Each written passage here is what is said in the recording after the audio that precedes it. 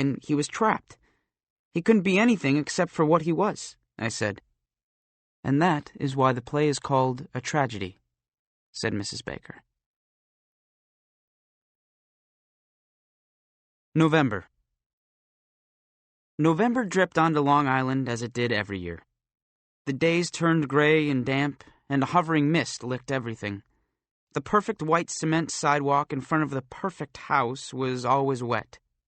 The azaleas lost the remnants of their white and pink blossoms, and then many of their leaves, and since they were half naked and embarrassed, my father wrapped them in tight burlap, which also got wet. On the first Saturday, I cut the lawn for the last time, and then my father cut the lawn again to get it right, since it was going to look this way until spring, he said, and it had better look good. The next Saturday, we climbed up to the roof and cleaned out the gutters, since they were overflowing now every time it rained and the dirty water was staining the corners of the perfect house, which made my father really mad. But not as mad as the stain on the ceiling of the perfect living room made him. No one knew how long water had been dripping down onto it because no one ever went in there. So by the time my mother discovered it while vacuuming, the stain was as wide as a garbage can lid and dark with mold. That night, when my father reached up to feel it, a handful of plaster came down on his face. Some of the moldy stuff got into his mouth. It was a very quiet supper. But that's November. It's the kind of month where you're grateful for every single glimpse of the sun or any sign of blue sky above the clouds, because you're not sure that they're there anymore. And if you can't have sun or blue sky, then you wish it would snow and cover all the gray world with a sparkling white so bright that your eye can't take it in.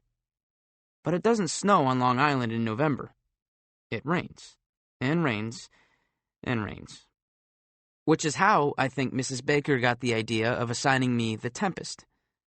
But her nefarious plot to bore me to death failed again because The Tempest was even better than The Merchant of Venice. In fact, it almost beat out Treasure Island, which is saying something.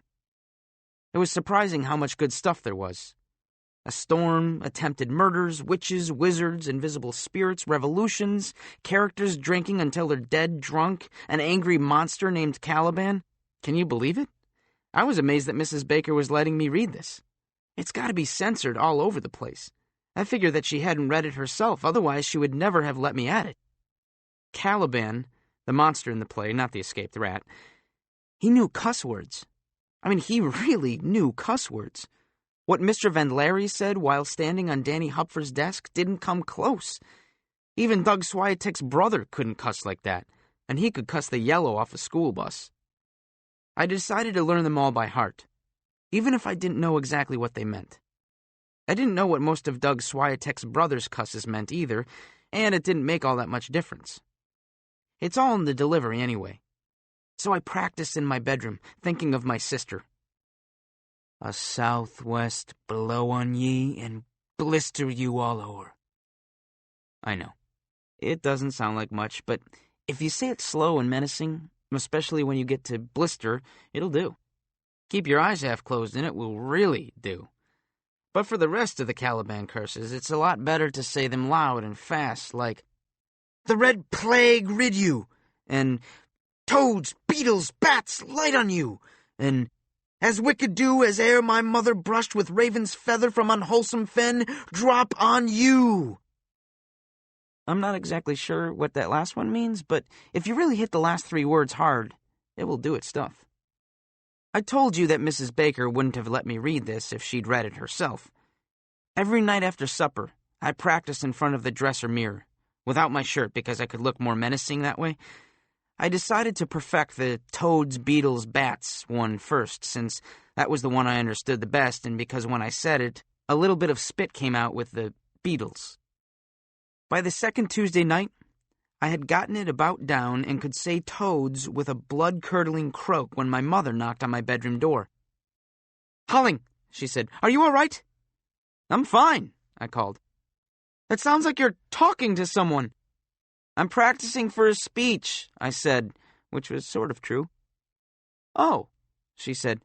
"Oh, then I'll leave you to finish." I worked on the red plague for a bit because that one is all in the timing. Then my father knocked on the door. There must have been a commercial on. I can hear you all the way down in the den. What are you doing? Practicing Shakespeare? I said. What do you need Shakespeare for? For Mrs. Baker. For Mrs. Baker? Yes. Then get it right, he said and walked away. I went back to the toads, beetles, bats until my sister knocked on the door. Howling? Yeah. Shut up! A southwest blow on ye, and blister you all o'er, I said. She threw open my door. What did you say to me? In the face of a 16-year-old sister who is about to drop something on you from heaven, even Shakespeare fails. Nothing, I said.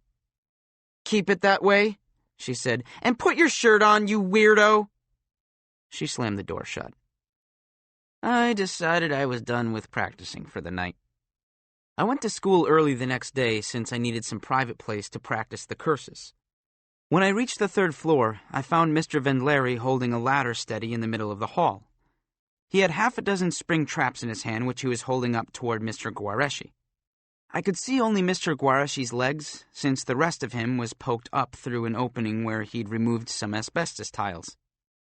Hand me the rest, Mr. Guareschi called down, and Mr. Vendleri did. Now the cheese. Mr. Vendleri reached into his bib overalls and pulled out a plastic bag with cubes of yellow cheese. Now I'll just pull this spring back, Mr. Guareschi said, and set the bait right beneath. There was a sudden loud snap. And then it wasn't Mercy dropping down as the gentle rain on the place beneath. It was Mr. Guareschi. Oh! he said. Not really oh, but it wasn't as good as Shakespeare. Not even as good as Mrs. Baker. Mr. Guareschi looked up from the floor. His face was red and his fingers redder.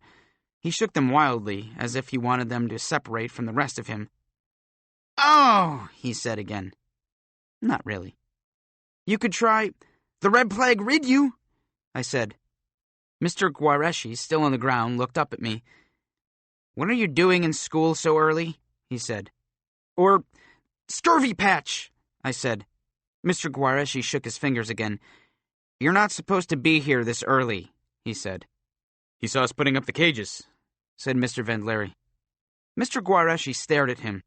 This is the student who let the rats go, he said. He already knows. Mr. Vendleri looked hard at me. Then he put his finger up to his lips. Not a word, he said.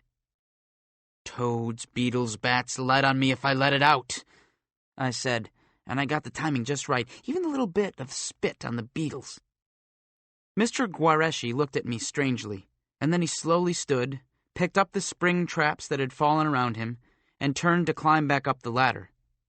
Considering the condition of his red fingers, I thought it was pretty brave of him. Go to class, Hollinghood, he said. Mrs. Baker was already in her classroom. She was looking up at the ceiling when I came in, listening to the scrambling and pattering of feet scurrying across the asbestos tiles overhead. We listened together for a moment until the scurrying stopped. Not a word, Mr. Hoodhood, she said. Not a word, I said, and went to my desk. Did you finish The Tempest? Asked Mrs. Baker. Yes, I said. We'll see this afternoon, she said, and she turned back to a pile of essays on her desk, spreading a red plague over them with her pen. Even though I didn't have the private place to practice that I wanted, I figured I could work on the Caliban curses to see if I could get them down just right in a pressure situation. So I whispered into my desk, Strange stuff, the dropsy drown you, which was cheating a little because I put two together, but I thought it sounded right. I tried it again, thinking about Caliban and Sycorax, the rats, not the monsters in the play, because I wanted to make the strange stuff come out more like a hiss. Strange stuff, the dropsy drown you, I whispered. Is there something you have to say? Asked Mrs. Baker. I sat up. No, I said. Are you speaking to someone hiding in your desk? I shook my head. She put a red pen down. Since there are only two of us in the room, a situation which has become very familiar to us these past months, and since you were speaking, I assumed that you must be addressing me. What did you say? Nothing. Mr. Hood, what did you say? Strange stuff that drops you drown you. Mrs. Baker considered me for a moment. Was that what you said?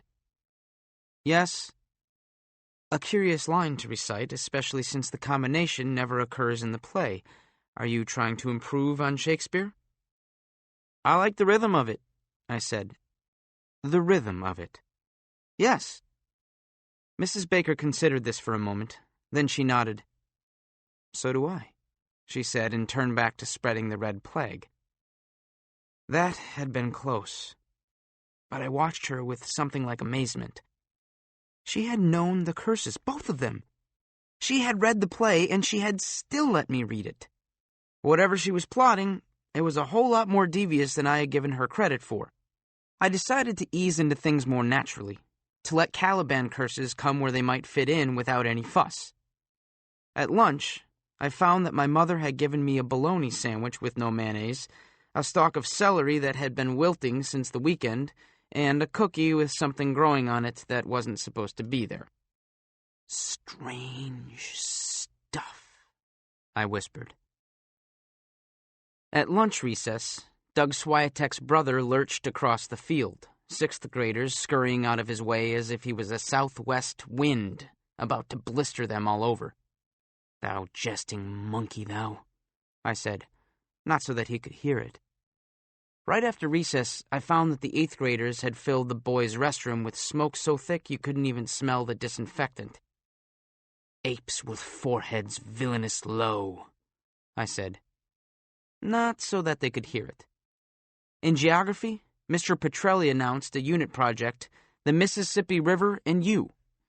I raised my hand and told Mr. Petrelli that I had never been to the Mississippi River and had no plans to go soon. I didn't feel any kind of personal stake in it at all, so I didn't understand the you part. Must all history center around your own personal experience, Hood? Mr. Petrelli asked. It did seem that since we were talking about the Mississippi River and you, or in this case me, one possible answer to his question would be yes. But in Camillo Junior High, and especially in Mr. Petrelli's class, the right answer is usually just shutting up. Your report, Mr. Petrelli continued to the class, can be on... I whispered the toads, beetles, bats one here and got it just right. In chorus, Miss Violet of the Very Spiky Heels... The Very Spiky Heels line isn't in Shakespeare, it's from Danny Hupfer. Miss Violet of the Very Spiky Heels figured we had way too many altos, and she told me to move forward to sing the melody with the sopranos. Me? I said. You have a lovely, clear voice, Howling. I can't sing soprano. Of course you can, said Miss Violet. Just reach for the high notes. I gave my music, my alto music, to Danny Hupfer. You have a lovely, clear voice, Howling, he said. Pied ninny, I said. Meryl Lee made room for me on her music stand. You didn't know you could sing like a girl, did you? She said. Blind mole, a wicked dew from unwholesome fen drop you, I said. I was getting good at making combinations. Meryl Lee grabbed my arm. What did you say? Miss Violet of the Very Spiky Heels tapped her baton for silence. Then she raised her hands and waved them grandly, and we began a medley of American folk songs, which are supposed to make your heart swell patriotically. I tried to look like I cared a whole lot about reaching for the high notes, of which there were more than enough. Meryl Lee still held my arm. What did you say? She asked again. I'm just a poor wayfaring stranger. That's not what you said, she said. A-traveling through this world of woe. Meryl Lee moved her hand up toward my throat. Then Miss Violet of the Very Spiky Heels tapped her baton again. Everyone went quiet. Meryl Lee, Miss Violet said. Meryl Lee dropped her hand and looked at Miss Violet. Her cheeks flushed into a color you only see in television cartoons. Meryl Lee, said Miss Violet, I didn't send Howling up there so that you could flirt with him. Well, the look that came over Meryl Lee's face was the look you'd have if you wanted the earth to open up so that you could jump in and no one would see you again forever and ever. Her mouth opened, and her eyes opened, and her nostrils opened. Even the freckles across her nose got a whole lot bigger. Miss Violet tapped the baton again, and we started to sing. Yes, we're all dodging, dodging, dodging, dodging. Yes, we're all dodging away through the world. I tried not to show anything when Mara Lee put her foot on top of mine and pushed down as hard as she could, which, let me tell you, teaches you something about a world of woe, and dodging, too.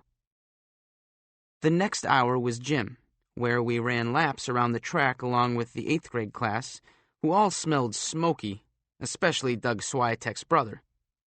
Hood, hood, called Coach Quattrini. You call that running? The quality of mercy doesn't drop much from gym teachers. The reason I wasn't running well was because Mara Lee had kept pushing down on my foot for all of going down the road feeling bad and almost all of worried man blues, and if it's possible for there to be internal bleeding in a foot, then that's what mine was doing. Pie ninny, I said, not loud enough for Coach Quattrini to hear me, but loud enough for Doug Swiatek's brother, who was running just behind me, to hear. What does that mean? He said, coming up beside me. What? He slowed down to match my limp. Pie ninny, what does that mean? Come on, said Doug Swiatek's brother. It means, You don't know. It means someone who's so stupid that he's eaten all these pies and gotten really sick. Sick like he's going to throw up all over himself. That's sick. It was the best I could do while limping along with internal bleeding. That's it? He said. That's it, I said. Thanks, he said and ran ahead, the scent of cigarette smoke lingering in the air. That afternoon, after everyone had left for Temple Bethel or St. Adalbert's, Mrs. Baker handed me a 150-question test on The Tempest. 150 questions. Let me tell you, Shakespeare himself couldn't have answered half of these questions. Show me what you've read and understood, said Mrs. Baker. I sat down at my desk and picked up my pencil. And Mr. Hoodhood, she said, there isn't a single question there about Caliban's curses, presuming, as I do, that you have mastered those already. That's the teacher gene at work, giving its bearer an extra sense. It's a little frightening. Maybe that's how people decide to become teachers. They have that extra sense, and once they have it, and know they have it, they don't have any choice except to become a teacher. I got down to work. Overhead, the scurrying sounds of Caliban and Sycorax across the asbestos tiles accompanied the scratching of my pencil. I handed the test in 5 minutes before the end of the day. Mrs. Baker took it calmly, then reached into her bottom drawer for an enormous red pen with a wide felt tip. Stand here and we'll see how you've done, she said, which is sort of like a dentist handing you a mirror and saying, sit here and watch while I drill a hole in your tooth. The first 4 were wrong, and she slashed through my answers with a broad swath of bright red ink. It looked like my test was bleeding to death. Not such a good beginning, she said. The quality of mercy is not strained, I said. She looked up at me and almost smiled a real smile, not a teacher smile. Think of it. Mrs. Baker almost smiling a real smile. Nothing so much as a pound of flesh is at stake. You could have fooled me. Maybe it was mercy, or maybe I just needed to get into the rhythm of the thing, but after the first 4 wrong, the rest went pretty well, and the gushing blood slowed to a trickle, and then, for the last 30 questions in a row, a complete stop. You've coagulated, Mr. Hoodhood, Mrs. Baker said, which I think is a Caliban curse that I missed. For next week, we'll review what you missed, and read The Tempest again. Read The Tempest again? I said. I mean, you can understand reading Treasure Island 4 times, but no matter how good a Shakespeare play is, no one reads it twice. You'll find that there is a lot more to The Tempest than a list of colorful curses. Read The Tempest again? I said. Repetition is not always a rhetorical virtue, said Mrs. Baker. Yes, read it again from the start. So, it had turned out to be an all-right Wednesday afternoon after all. Except for the internal bleeding, and except for the 150-question test, and except for having to read The Tempest again from the start. But as I limped on home, I figured that if I read an act that night, and another on Thursday and Sunday, Monday and Tuesday, I could have it all finished pretty painlessly. And each one would probably go a lot quicker since I had already read them all once. Life got brighter, and somehow the world suddenly got brighter too. You know how this is? You're walking along, and then the sun comes out from behind a cloud, and the birds start to sing, and the air is suddenly warm, and it's like the whole world is happy because you're happy. It's a great feeling. But never trust it, especially in November on Long Island. Because as I limped past Goldman's Best Bakery, the front window was filled with cream puffs, brown, light, perfect cream puffs. And I remembered the death threats hanging over me like Shylock's knife hanging over Antonio's chest. I decided that to be safe, I'd better get the cream puffs, even if it meant asking for an advance on my allowance, which I had about as much chance of getting as Shylock had of getting his ducats back. Still, I thought I might have a little chance when Dad got home that evening and let out the great news. Hood and Associates had won the Baker's Sporting Emporium contract. They were going to design a new main store and redesign every single one of the chain stores. And there were plenty of them. One in almost every town on Long Island. He grabbed my mother and twirled her around, and they danced beneath the newly plastered ceiling of the living room. Can you believe it? They went into the perfect living room. Then they danced through the kitchen, back into the perfect living room, out onto the front stoop, down the stairs, and past the embarrassed azaleas. Let me tell you, when Presbyterians start to dance on the front stoop, you know that something big has happened. We got the contract, we got the contract, we got the contract, we got the contract. My father sang. It sounded like he was waiting for a full-string orchestra to come in, something out of The Sound of Music. When he swept back inside, pirouetting my mother, it seemed the perfect moment to ask, Dad, could I have an advance on my allowance next week? We got the contract, we got the contract. Not on your sweet life, we got the contract. That night, I dreamed that Caliban sat at the foot of my bed, looking a lot like Danny Hupfer and telling me how I was going to end up all scurvy and blistered if I didn't get the cream puffs next week. The end of the 3 weeks I had promised. Beware. Beware, he said, and I decided I should. So on Friday, I went to Goldman's Best Bakery and put $2.45 in the counter, all the money I had in the world. $2.45 can buy a great deal, said Mr. Goldman. So what is it you want to buy? 22 cream puffs, I said. Mr. Goldman added up 22 cream puffs in his head. For that, you need $2 more and 80 cents. I need the cream puffs by next week. You still need $2 more and 80 cents. I can work. I can wash dishes and stuff. I should need you to wash dishes. I have 2 good hands. They can wash dishes too, and I don't have to pay them. I could sweep and clean up. Mr. Goldman held up his 2 good hands. I sighed. You don't need anything done around here? What I should really need, he said, is a boy who knows Shakespeare. But is there a boy who knows Shakespeare these days? No, not one. You would think that they should teach Shakespeare in school, but do they? No.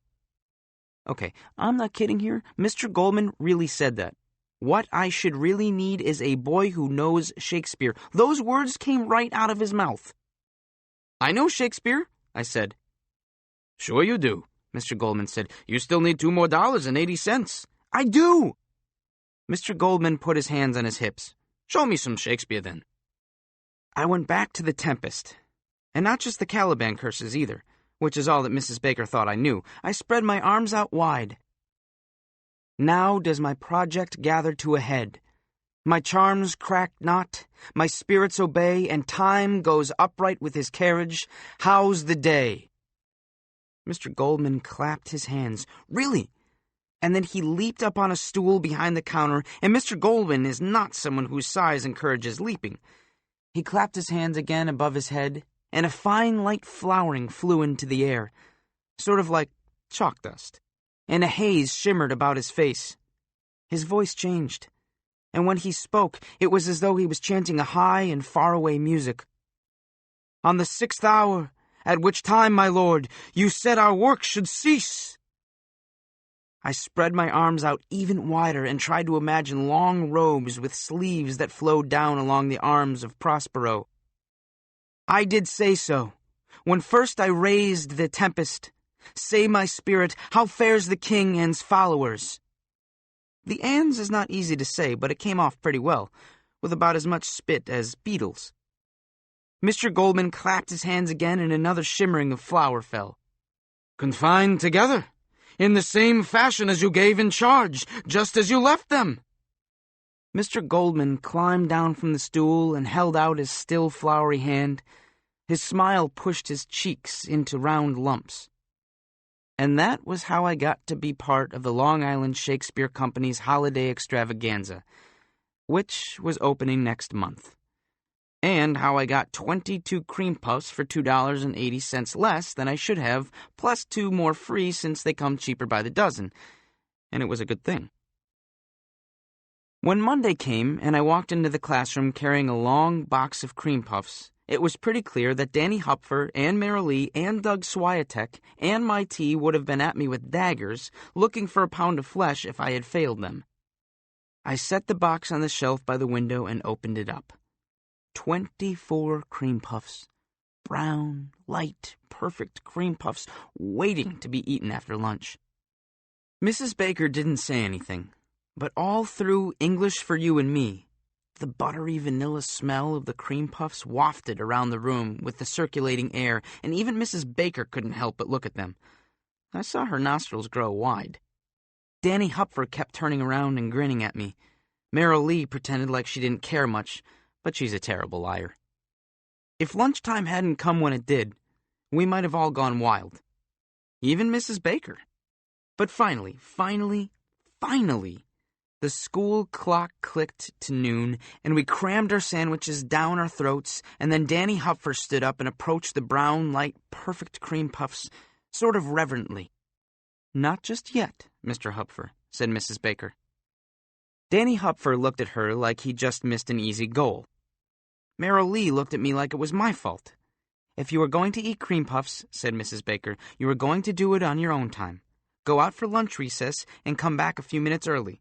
Then you may gorge yourselves as you please." "I bet she's going to take 3 for herself," whispered Doug Swiatek. "No, Mr. Swiatek, she is not going to take 3 for herself," said Mrs. Baker. "She is going to St. Adalbert's quickly to light a candle, and she will be back in time for your gorging. Now out, all of you." We went out. It was, of course, a cold November day on Long Island, and everything was, of course, gray. The sky, the air, the grass, the drizzle misting down. Gray everywhere. We stood around in huddled groups, a little bit damp, and still hungry because we'd eaten so fast, and there were 24 cream puffs waiting for everyone back in the classroom. 24 brown, light, perfect cream puffs. "They better be good," said Marilee. "They'll be good," I said. "They better be really good," said Danny Hupfer. "They'll be really good," I said. When there were only 7 minutes left in recess, Danny Hupfer declared that we had served our time, and even if Mrs. Baker hadn't come back yet, we deserved our cream puffs. So like an unstoppable mob, like a tidal wave, like an avalanche, we rushed into Camillo Junior High, up 2 flights of stairs, and to the doorway of our classroom. And stopped.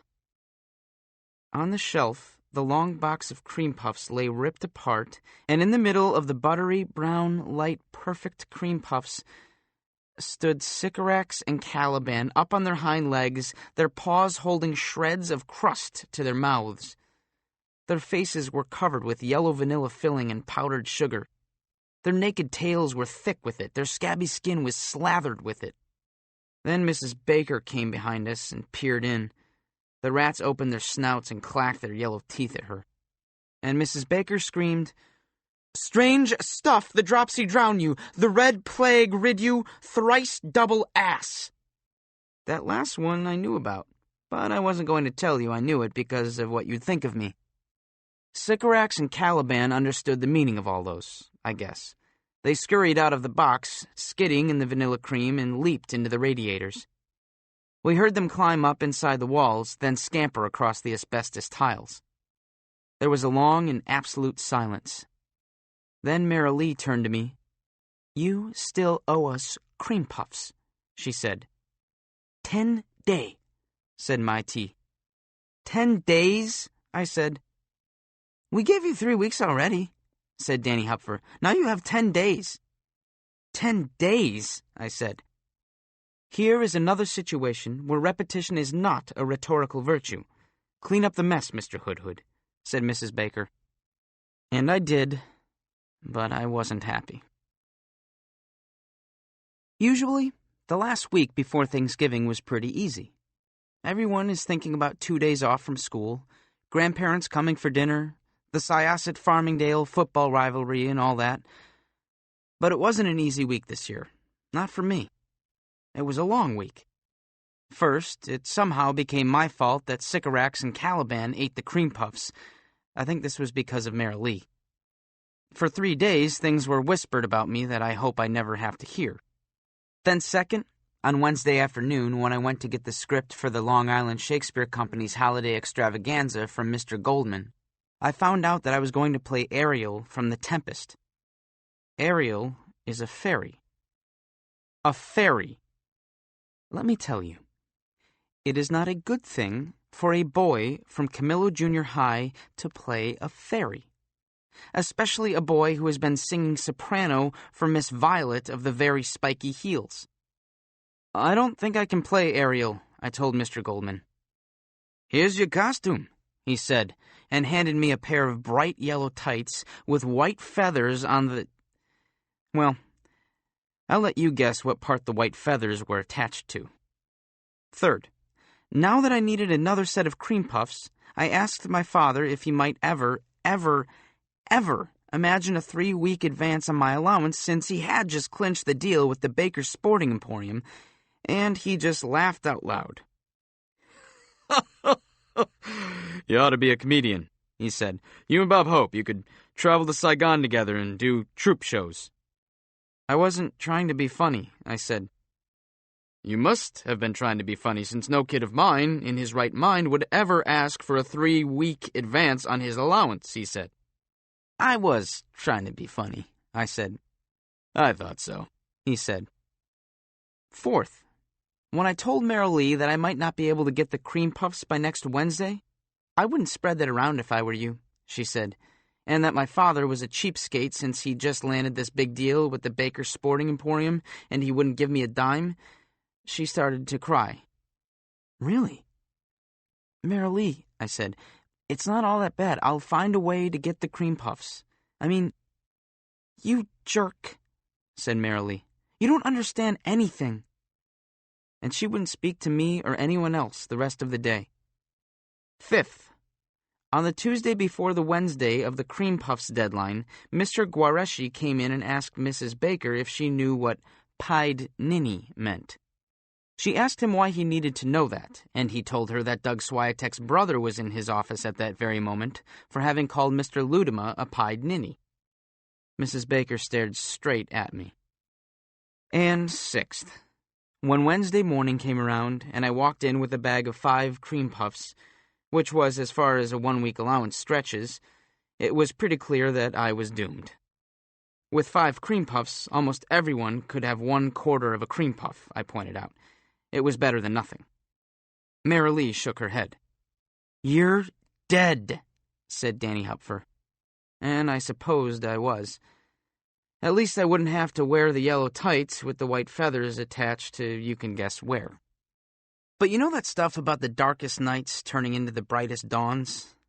That can sometimes come true, even when you least expect it. Because when we came back in from recess, on the shelf was a long box from Goldman's Best Bakery, filled with 24 cream puffs. 24 brown, light, perfect cream puffs. 24 buttery vanilla cream puffs. Mr. Hood-Hood was simply playing a joke on you all, said Mrs. Baker. Now enjoy. And we did. That afternoon, Mrs. Baker asked me if I thought the ending to The Tempest was happy or not. Maybe because I had just had my own happy ending, I told her that I figured it was. How about for Caliban? she asked. "Does he deserve a happy ending?" "No, he's the monster. If there's going to be a happy ending, it means he has to be defeated. You can't end Godzilla without killing Godzilla, and you can't end the Tempest without Caliban getting... Getting what, Mr. Hood-Hood? He can't win. No, he can't win. But sometimes I wonder if perhaps Shakespeare might have let something happen that would at least have allowed a happy ending even for a monster. Some way for him to grow beyond what Prospero thought of him. There is a part of us that can be so awful, and Shakespeare shows it to us in Caliban. But there's another part of us, too, a part that uses defeat to grow. I wish we could have seen that by the end of the play. She closed her book. "Defeat doesn't help you to grow," I said. "It's just defeat." Mrs. Baker smiled. 2 weeks ago, the Saturn V lunar rocket passed its first flight test. It's been less than 10 months since we lost 3 astronauts, but we're still testing the next rocket, so that someday we can go to the moon and make our world a great deal bigger. She held her hands up to her face. "Wouldn't Shakespeare have admired that happy ending?" she whispered. Then she put the book away in her lower desk drawer. It was quiet and still in the room. You could hear the soft rain on the windows. "Thank you for the cream puffs," I said. "The quality of mercy is not strained," she said. Mrs. Baker looked up and almost smiled, a real smile again. And that was when Mrs. Biggio came into the classroom. Actually, she didn't quite come in. She opened the door and stood leaning against the doorway, one hand up to her mouth, the other trembling on the doorknob. Mrs. Baker stood. "Oh, Edna, did they find him?" Mrs. Biggio nodded. "And is he—" Mrs. Biggio opened her mouth, but the only sounds that came out were the sounds of sadness. I can't tell you what they sounded like, but you know them when you hear them.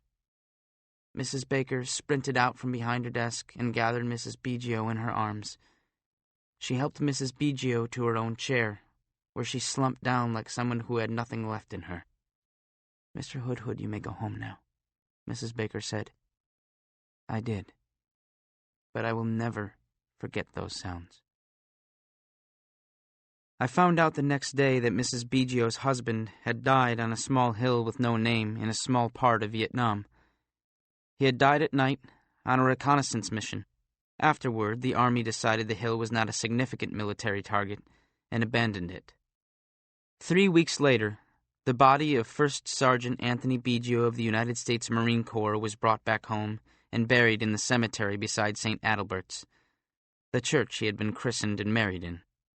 The Hometown Chronicle showed a picture of Mrs. Biggio on the front page, holding in one hand the American flag that had been draped over his casket, now folded into a triangle.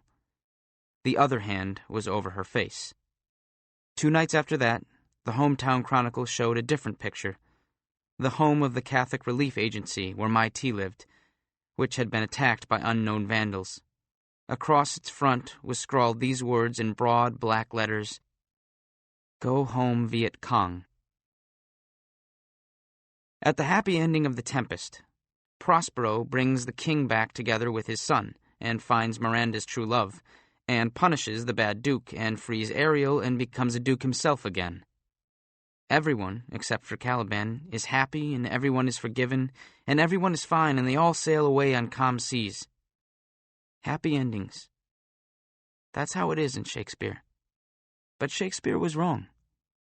Sometimes there isn't a Prospero to make everything fine again, and sometimes the quality of mercy is strained.